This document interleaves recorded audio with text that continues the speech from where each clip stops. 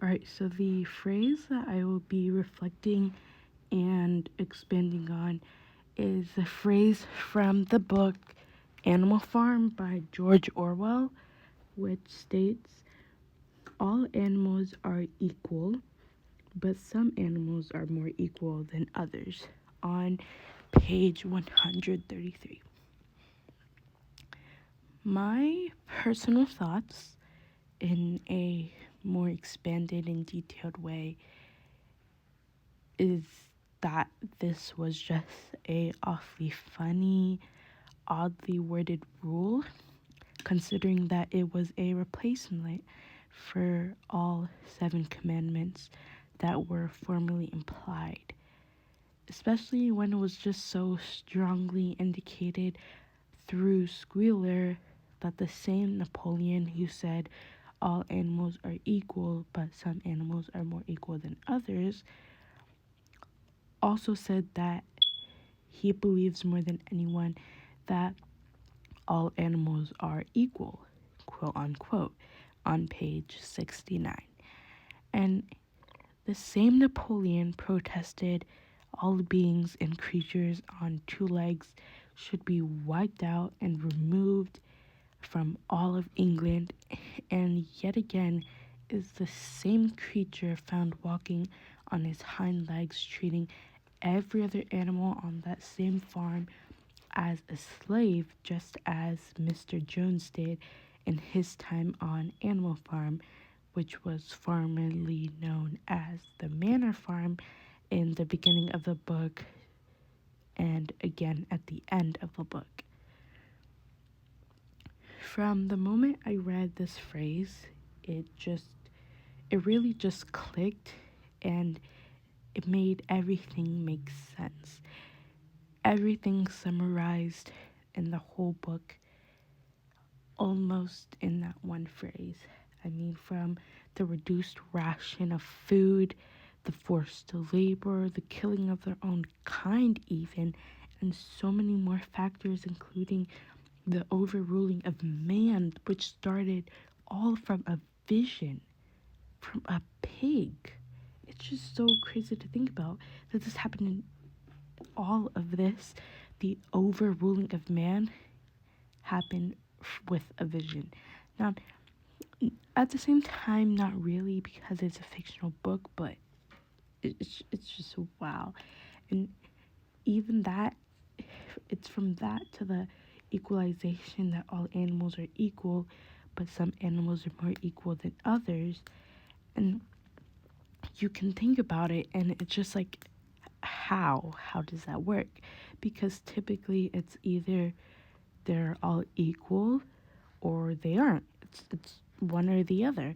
There's not really an in between, but this rule that Napoleon is implying here is saying that there is, that we can all be equal, and yet some of us could just be more equal.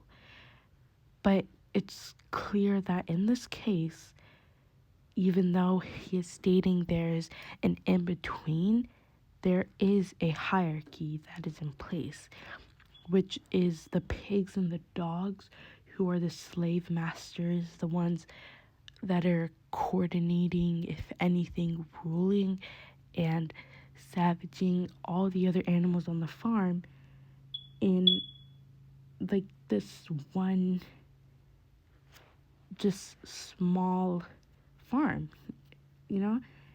And referring to this quote by Frances Wright that states that equality is the soul of liberty, there is, in fact, no liberty without it.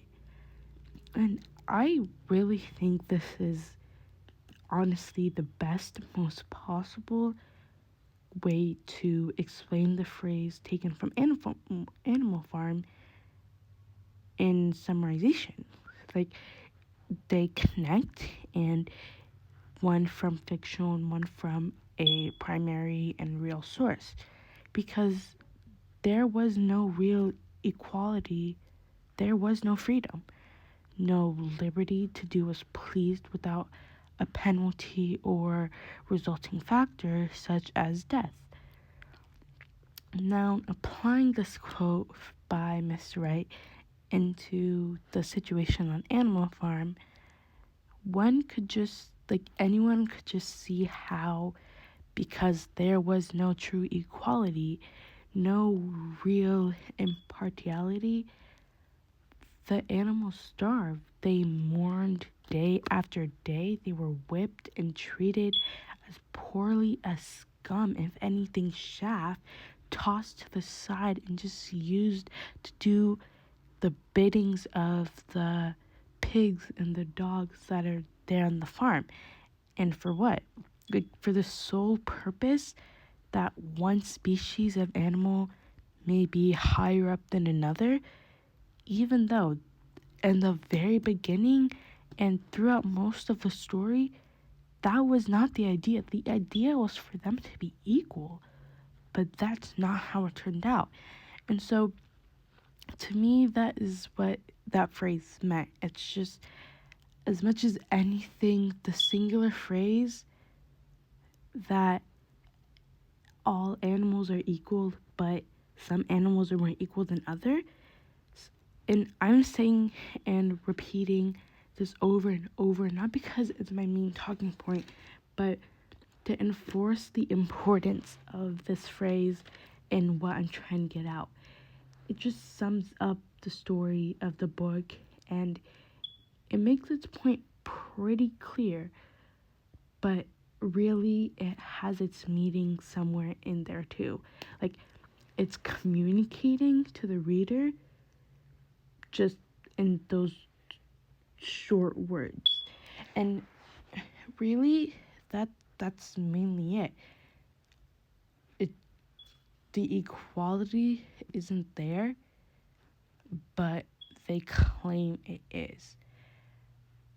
But there's not much really to be said, and so this concludes my podcast on my analysis on Animal Farm by George Orwell, and thank you.